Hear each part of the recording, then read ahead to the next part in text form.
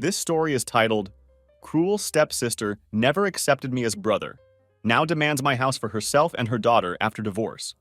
Hey Reddit, I need to get something heavy off my chest. My name is Rachel, I'm 28, and this is about my stepsister Jessica, who's 29. We also have two younger half-siblings, but this story mainly focuses on me and Jessica, or more specifically, how she's been a complete nightmare ever since our parents got married. I was only 7 years old when my mom married her dad. I was supposed to be happy about getting a new family, but Jessica made it crystal clear from day one that she didn't want me anywhere near her. To this day, I still don't understand why she hated me instantly. I tried being nice like any 7-year-old would. I thought maybe we could be friends, hang out and play together. But nope, she wasn't having any of it. She would look at me like I was garbage. You know that look when someone doesn't even want to acknowledge you exist? That was Jessica.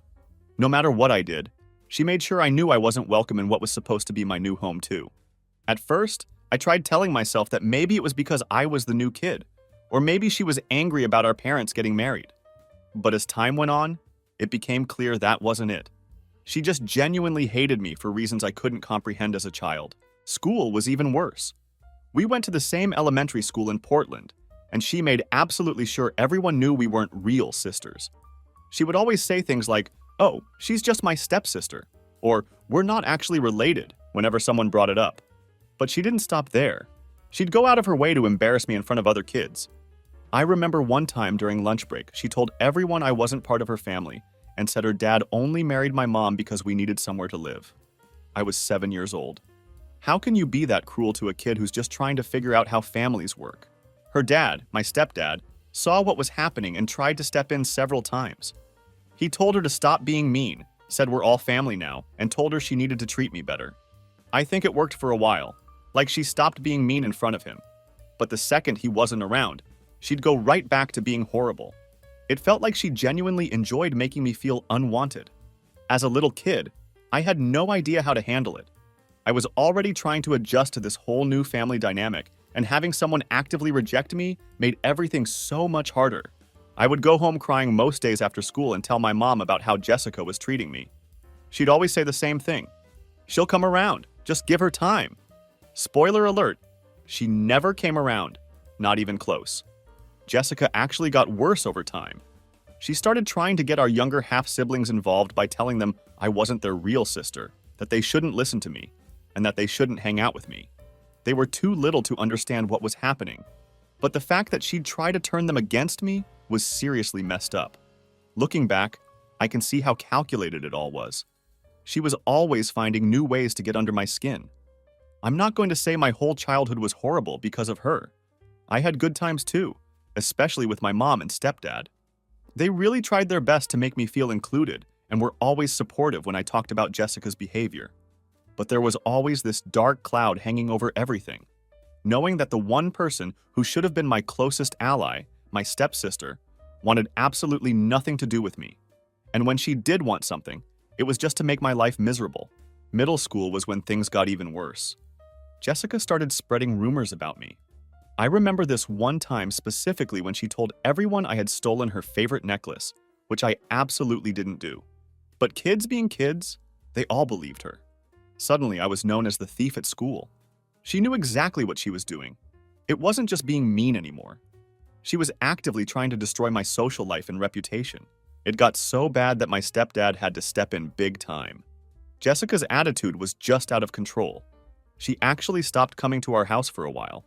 My stepdad told her straight up that if she couldn't at least pretend to be civil, she shouldn't bother coming around at all. I don't know if that was the right move, but honestly, it was kind of a relief. At least I didn't have to deal with her constant presence and didn't have to feel like garbage in my own home anymore. Jessica eventually moved in with her mom full-time. This was when she was around 13. I thought maybe that would be the end of it, like maybe the distance would give her some perspective. But nope, nothing changed. I still had to see her sometimes during holidays, family birthdays, and that kind of stuff. Every single time she made it clear that nothing had changed between us. She was still just as cruel, still just as dismissive, and still determined to make me feel like an outsider in my own family. By the time we were teenagers, I had pretty much given up on trying to have any kind of relationship with her. What was even the point anymore? I'd spent years trying to be nice, years trying to reach out, and she never once tried to meet me halfway. So I just stopped caring. If she wanted to pretend I didn't exist, fine by me. I wasn't going to waste any more energy on her. I remember the last time we had any kind of interaction that wasn't straight up hostile. We were 16, and she had just had her first kid. Yeah, she got pregnant at 16 and moved back in with us for a while. You'd think maybe being a mother would change her, maybe soften her up a bit, make her more understanding. But no, she was still the same Jessica. Actually, she got even worse if you can believe it. She wouldn't let me anywhere near her baby. She told me to never touch her kid, never talk to them, never even look at them. It was like she thought I was some kind of monster that she needed to protect her child from. That's when I knew for sure there was never going to be any kind of sisterly bond between us. She had made absolutely sure of that. And honestly, I was done trying. I had my own life to focus on. If she wanted to be a bitter, hateful person, that was her choice, but I wasn't going to let her drag me down anymore. That's where it all started. It's been years since we last saw each other, and I honestly thought I was done with her. But it turns out she wasn't done with me. Alright, so where I left off, I hadn't seen or talked to Jessica in years and was honestly fine with that. My life was moving along perfectly without her drama. I was doing my own thing. But then, a couple of months ago, I got this phone call from my mom. My mom isn't one to call for no reason, so I immediately knew something was up.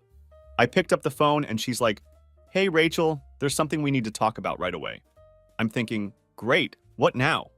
My mom has this way of sugarcoating everything, so I already knew whatever she was about to say was probably bad news. So she starts off all casual, telling me about how Jessica's had a really hard time lately. Apparently, she lost her job a few months ago, and then not long after that, she lost her house too. Now she's living with my mom and stepdad, along with her 4 kids, and things are, in her words, a bit tense. At this point, I'm just listening, not exactly feeling sorry for Jessica. I mean, after everything she's done, how can I? But then my mom drops the bomb. "Jessica's been asking if she and the kids can stay with you for a while." I swear I almost dropped my phone. Like, what? Stay with me? The same person who couldn't stand me for years now wants to move into my house with 4 kids? I didn't even know how to respond at first. I just sat there in silence for a minute, trying to process it all. Mom took that as her chance to keep talking, telling me about how cramped their house is and how it would be really helpful if I could take Jessica in for a little bit, just until she gets back on her feet. Here's the thing though, I've worked really hard to get where I am. I've got my own place, a job I'm proud of, and a life that's finally drama-free. The last thing I want is to throw Jessica and her chaos into the mix. Plus, 4 kids? That's not a little bit of help. That's a whole new life I didn't sign up for. So I just said, "Mom, I don't think that's a good idea." Of course, she tried to talk me into it. "Rachel, she's your sister. She's family. Don't you think you should help her out?" But honestly, family or not, there's a limit to what I'm willing to deal with. And Jessica passed that limit a long, long time ago. I told my mom straight up, "Look, I get that she's in a tough spot, but she's never treated me like family. She made her bed, and now she has to lie in it." Mom didn't exactly like hearing that, but I wasn't about to let her guilt me into something I knew I'd regret. And that's when things really took a turn. The very next day, Jessica called me herself. I hadn't heard her voice in years. When I saw her name pop up on my phone, my heart started racing a little. I wasn't even sure if I should answer, but I figured it was better to get it over with. So I picked up. Before I could even say hello, she jumped straight into it. "Rachel, I need your help." She said it without even bothering with pleasantries. She sounded desperate, which made sense given the situation, but it still caught me off guard. I mean, this is someone who spent her whole life acting like I didn't exist, and now she's asking for help like we're suddenly best friends? She went on explaining how she and her kids were crammed into a tiny room at our parents' house, how it wasn't working out. There was no space, her kids were constantly fighting, and she was at her wit's end. I listened, but all I could think about was how she treated me like garbage for years, and now she expected me to swoop in and save her. Then she hit me with the wildest part. She didn't just want to stay with me. She wanted me to move out of my house and move back in with our parents so she and her kids could take over my place. I swear, I almost laughed out loud when she said it. Like, is she for real? She basically told me that she needed my house more than I did, and I could help the family by making the sacrifice. I was stunned. I couldn't even form words for a second. When I finally did respond, all I could manage was, "Wait, you want me to move out of my house for you?" I was hoping I'd misunderstood or something, but nope, she doubled down. Yes, she said, like it was the most normal request in the world. You can go live with mom and dad for a while. They have plenty of space. It's just until I get back on my feet. I couldn't believe what I was hearing. This woman who made my life a living hell was now trying to kick me out of my own home. I took a deep breath, trying to keep my cool, and said, Jessica, that's not going to happen. I worked hard for this house. I'm not about to hand it over to you. That's when she lost it. She started yelling, calling me selfish, saying I didn't care about family, that I was leaving her out to dry. She even threw in the fact that I don't have kids, like that somehow made me less deserving of my own home. She was full-on guilt, tripping me, trying to make me feel bad for not helping her out. But here's the thing, I wasn't going to fall for it. Not this time. I'd spent years trying to make peace with her, trying to be the bigger person. And where did it get me? Nowhere. So I just calmly said, Jessica, I'm sorry you're in this situation, but it's not my responsibility to fix it. You've never wanted anything to do with me, and now all of a sudden, I'm supposed to uproot my life for you? No. That didn't go over well. She started screaming even louder, telling me I was a horrible person and that I was turning my back on my own family. It was honestly pretty shocking how fast she turned from desperate to angry. I didn't know what else to say, so I just hung up the phone. After that, I didn't hear from her for a while. I figured she had gotten the message, but I was wrong. A few days later, my mom called again, and this time she was really upset. Apparently, Jessica had been complaining non-stop about how I was being selfish and unwilling to help.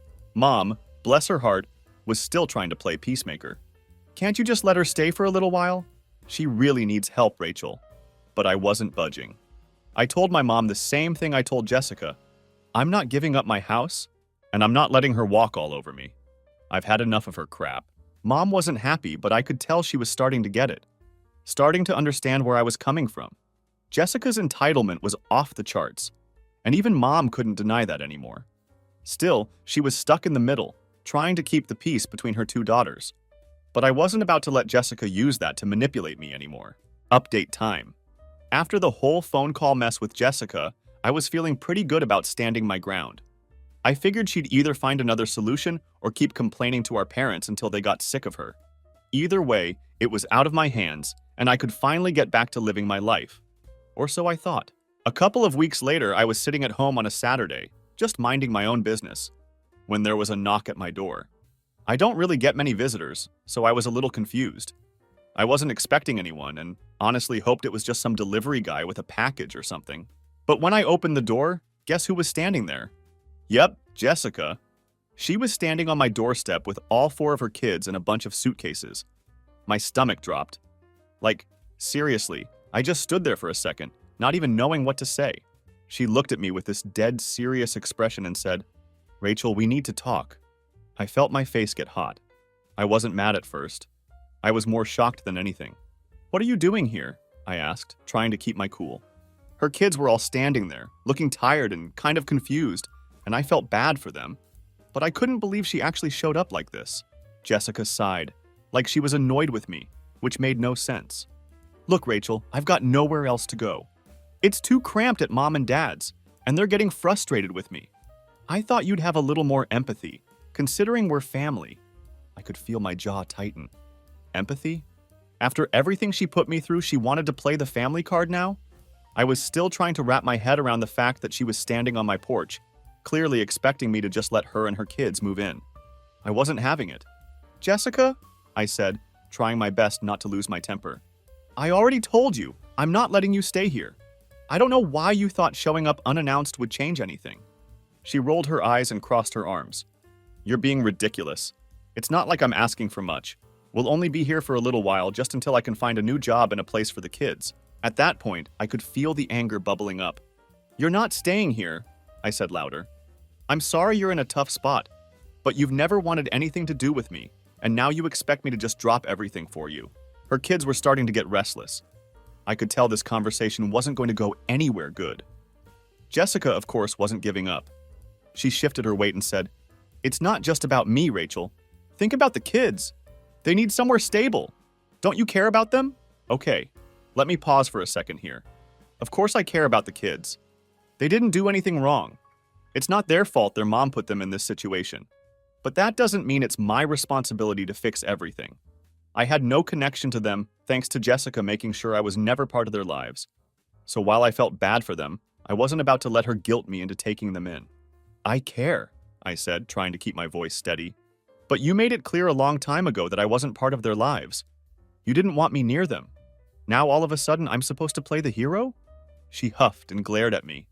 It's not about the past anymore, Rachel. You need to grow up. Things are different now. I'm asking you as a mother, not as your stepsister.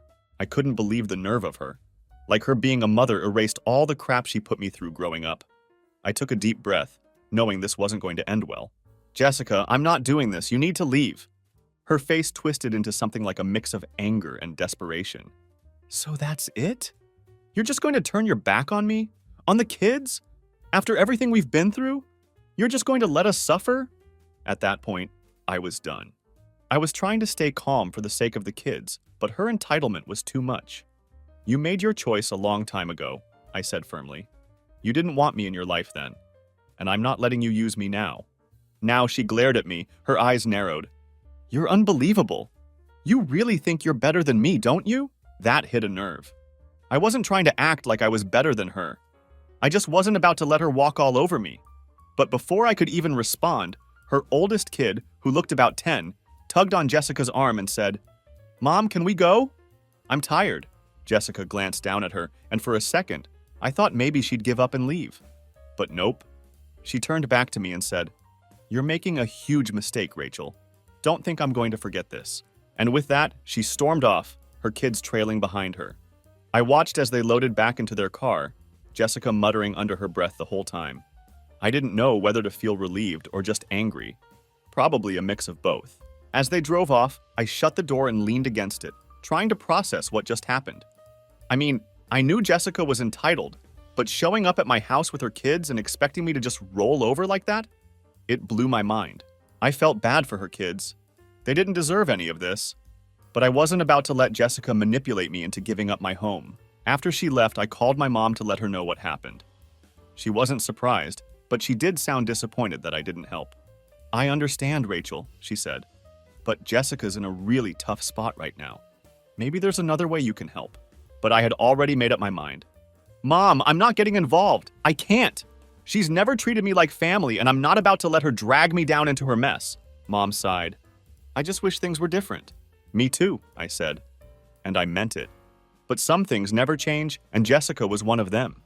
Update time again. After Jessica and her kids left, I thought maybe that was the end of it. Like she'd finally understand that I wasn't going to give in, and she'd move on to bothering someone else. But of course, that's not how it worked out. I honestly should have known better. It didn't take long before things escalated in a way I wasn't expecting. A few days after her dramatic visit, I got another call from my mom. Now, this wasn't unusual. She and I talked fairly often. But the second I answered, I could tell something was up. Her voice was tight, like she was stressed or trying not to yell, which immediately put me on edge. Rachel, I need to talk to you about what happened with Jessica, she said, jumping straight into it. I sighed. Mom, I already told you what happened. She showed up at my house and I told her she couldn't stay here. Yeah, well, she's been talking to your stepdad and me nonstop since then, saying how unfair you're being.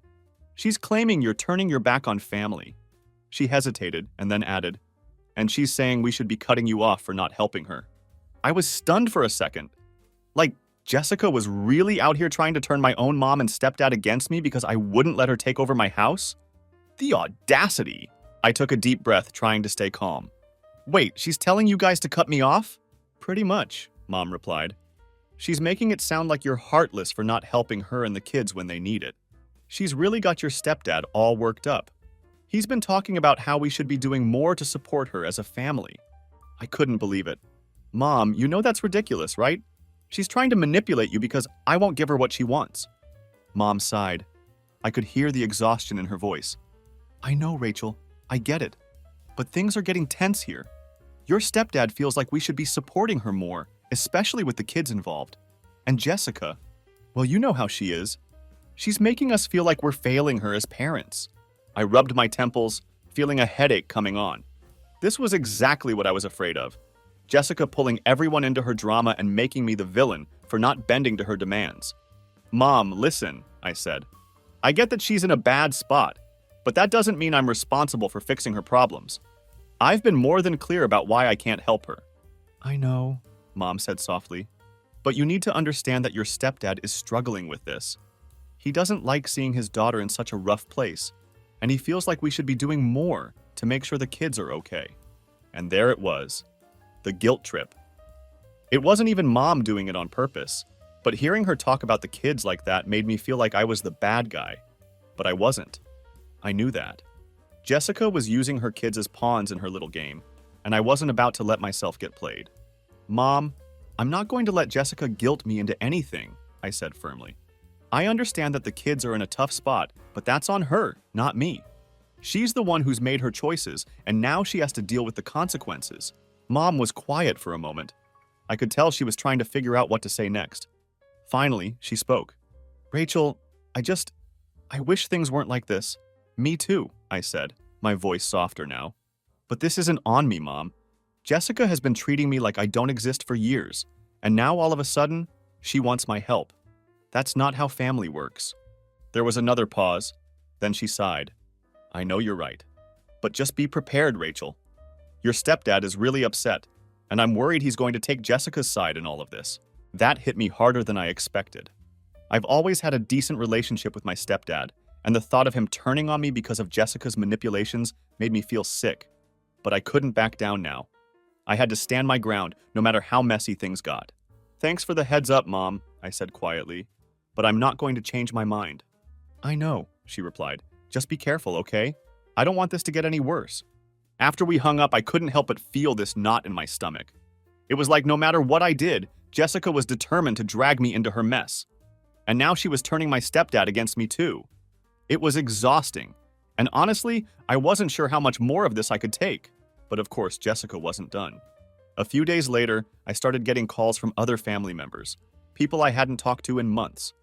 My aunt, my cousin, even some distant relatives on my stepdad's side. Every single one of them had the same story. Jessica had been going around telling them how I'd refused to help her when she was desperate and homeless, painting me as the villain in her little sob story. It was infuriating. I knew she was manipulative, but this was a new low, even for her. I spent half my time fielding calls from concerned relatives, all of them trying to guilt me into doing the right thing by helping her out. I couldn't believe how easily she'd managed to get them on her side, even though none of them knew the full story. At one point, my cousin, who I hadn't spoken to in over a year, called me up and started lecturing me about family values and how I was letting my pride get in the way of helping someone in need. I was so close to losing it, but I managed to keep my cool long enough to explain my side. Look, I told her, you don't know the half of it. Jessica's been treating me like dirt since we were kids. Now she wants me to give up my home for her. That's not happening. My cousin tried to argue, saying that people change and that Jessica was just trying to survive. But I wasn't having it. She hasn't changed at all, I said, my voice firm. She's just using this situation to get what she wants. I'm not falling for it. By the time we hung up, I was exhausted. I couldn't believe how much energy Jessica was draining from me, even when she wasn't physically in my life. It was like she'd found a way to invade my space without even being there. As the days went on, the calls finally started to die down, but the tension with my mom and stepdad was still there. Every conversation felt like walking on eggshells. I could tell they were struggling to balance their loyalty to me with their guilt over Jessica. It was a mess, and I hated that it had come to this. But no matter how much pressure they put on me, I wasn't going to give in. Jessica had made her choices, and now she had to live with them. And if that meant I had to be the bad guy in her story, so be it. Update time number 3. So after all the chaos of Jessica trying to weasel her way into my life and my house, you'd think things might finally calm down, right? Wrong. Because of course, Jessica had one more trick up her sleeve. This time though, it wasn't just phone calls or guilt trips from relatives. It was something way worse. It started with a knock on the door. Now, after everything that had happened, I was a little paranoid about people just showing up at my place unannounced. So I wasn't exactly thrilled to hear knocking. I checked the peephole, and there was a man standing there in a uniform. My heart sank because I immediately thought something bad had happened. I opened the door and he handed me an envelope and said, "You've been served." I stared at the envelope, confused and a little freaked out. I hadn't done anything wrong, so what was this about? I opened the envelope right there, and to my absolute shock, I was looking at some kind of legal paperwork. It took me a second to process it, but when I finally understood what I was reading, I couldn't believe it. Jessica was suing me. For what? To force me to let her and her kids stay in my house. I'm not kidding. She had actually gone and filed some kind of claim that I was denying her housing or some nonsense, trying to legally force me to give up my home for her and her kids. I could barely even comprehend it. I mean, who does that? She couldn't guilt me into it, so now she was trying to legally take my home. I felt this wave of anger and disbelief wash over me. I didn't even know you could do something like that. I called my mom immediately and told her what happened. She was just as shocked as I was. "That can't be real," she said. "There's no way she can do that." But it was real. I double-checked the paperwork, and sure enough, Jessica had actually gone to a lawyer to try and pull this off. I was in total disbelief. I called a lawyer myself to figure out what my options were. Thankfully, he reassured me that this whole thing was ridiculous and there was no way it would hold up in court. Still, the fact that Jessica had even tried something like this was insane. The lawyer told me not to worry too much, but we'd still have to deal with it legally. So we started prepping. I couldn't believe it had come to this. I mean, it's one thing to have a toxic family member who tries to take advantage of you, but to actually sue your own stepsister because she won't give you her house? That's a whole new level of entitlement. A few weeks later, we had the court date set, and I was feeling pretty nervous. I knew I had the law on my side, but I also knew how manipulative Jessica could be. I was worried she'd try to spin the situation to make me look like the bad guy again, like she'd been doing with our family. But there was no turning back now. We had to go through with it. When the day finally came, I walked into that courtroom feeling a mix of anxiety and anger. Jessica was already there with her lawyer, and when I saw her, I swear she didn't even look worried. If anything, she looked smug, like she actually thought she was going to win. I sat down with my lawyer, and we started going over everything. The judge called us up, and Jessica's lawyer started making this whole case about how she was a struggling mother of 4, and I had refused to provide housing for her in her time of need. The way they talked, you'd think I was some kind of heartless monster who kicked her and her kids out onto the street. I couldn't believe the lengths she was going to make me look bad. She didn't mention, of course, how she'd been horrible to me for years, or how she'd tried to manipulate me into giving up my house.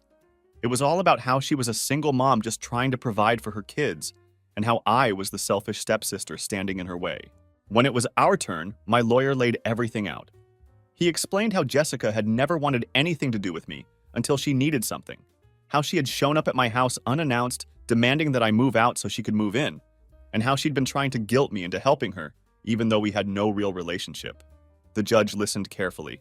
I could see him nodding along, understanding where I was coming from. Then came the moment I'd been waiting for. The judge turned to Jessica and asked her point blank, "Why do you believe you are entitled to your stepsister's home?" And that's when it all fell apart for her. She stuttered and tried to make it about the kids again, but the judge wasn't having it. He cut her off and basically told her that this was a ridiculous claim.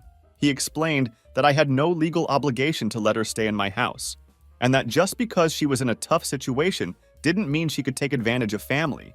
Hearing the judge say that out loud was one of the most satisfying moments of my life. Jessica looked like she'd been slapped in the face. Her smug attitude completely disappeared, and she just stood there speechless. I could see the realization hit her. She wasn't going to get what she wanted this time. The judge dismissed the case, and that was it.